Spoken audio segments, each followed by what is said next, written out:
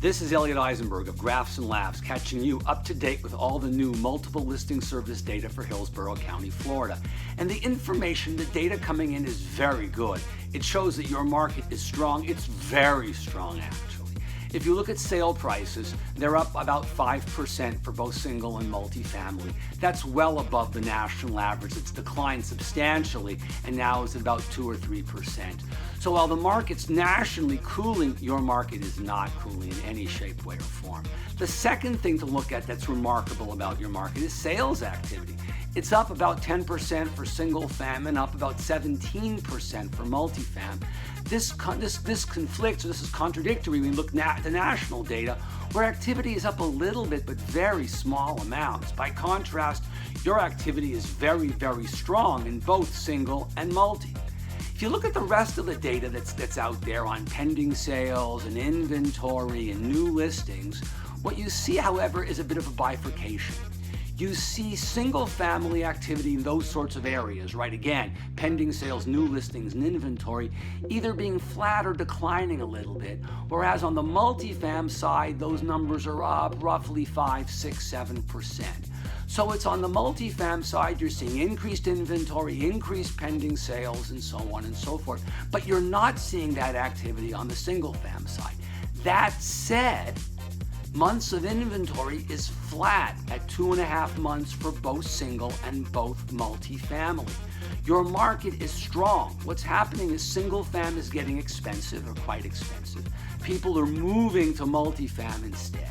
And as a result, multifam activity and prices are very good despite increasing inventories.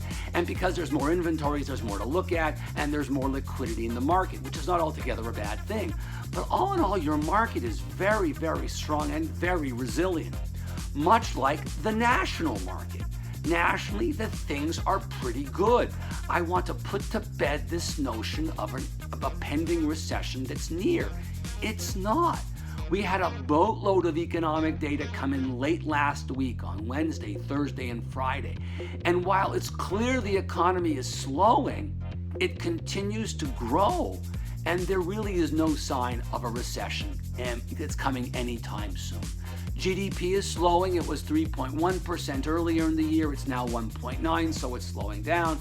But that's okay, because job growth is excellent. October job growth came in at 125,000, despite the GM strike, right? And despite the loss of some temporary census workers for the 2020 census being let go. The labor market is also cooling, but it remains very strong.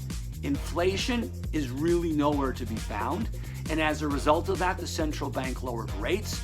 That should help housing activity and new home starts a little bit. It should help the auto sales a little bit. And part of the reason inflation's weak is because wage growth is weak. It would be nice if it were stronger, but it's still pretty solid at 3%. So all in all, the economy really is good. The weakest parts of the economy are the parts that are outward facing, they're looking internationally, if you will.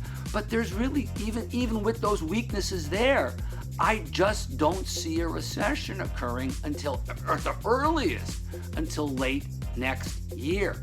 So sit back and enjoy your strong local housing market and the decent to good national economy that we're experiencing. And remember, the central bank's got our back. They're not raising rates. They're going to keep this recovery going as long as they can. That's it for this month. See you next month.